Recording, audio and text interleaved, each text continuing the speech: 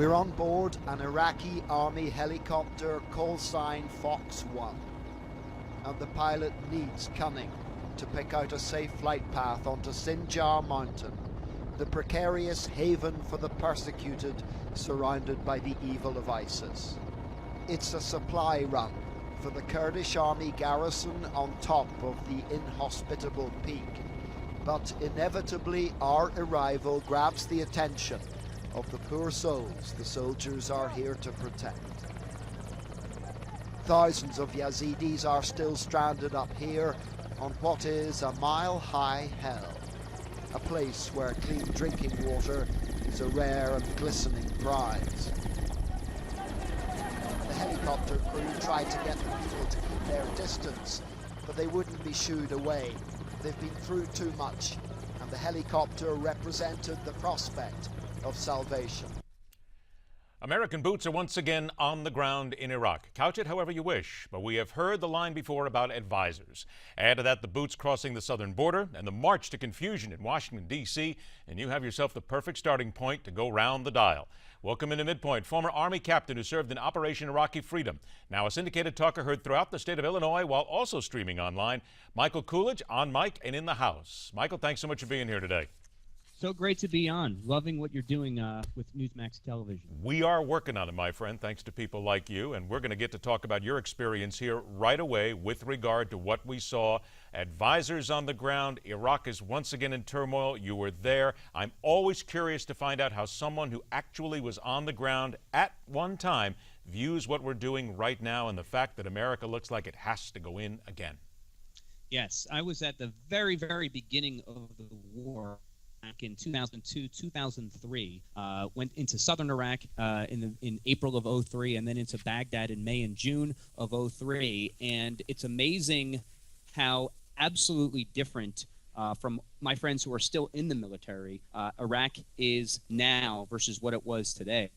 I've heard some accounts from people who were there in the last 2 years. A very good friend of mine was part of the unit that was the last unit to leave. What's going on there right now, and of course we don't have any major forces there now, some are speculating is possibly worse than it was when we liberated the country back in 2003. How so? Are you getting specifics? Well, the fact that this ISIS force is so unknown. I mean, we had our eyes on Saddam Hussein for over a decade. This is what, the fourth administration that's done some sort of operation against Iraq, except this is the first time where we're doing something that does not include Saddam Hussein. He was a known quantity. ISIS, of course, is not.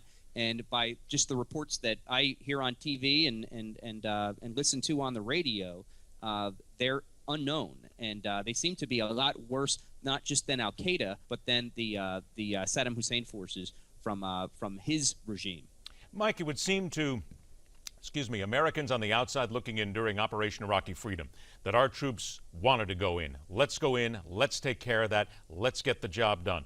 But from your opinion now, the opinion of those people that you speak with who are out of the military or those who are even in active service right now, is there a feeling of let's go in and finish the job, or quite frankly, let's just let this all collapse and walk away from the soldiers themselves? For 6 straight years, I spoke with soldiers on the ground in both Iraq and Afghanistan every single week, getting their viewpoint on things. So I haven't done it in a while, but I'd like to think that I have somewhat of a grasp of what the military people are thinking, even though I've been out of the military for a very long time. The sense of duty, I will do what my commander-in-chief tells me to do, is instilled in from private to general. And I think what's very difficult right now is that there isn't a very clear what are we going to do here. There hasn't been a lot of clear, the enemy is bad, the enemy is evil.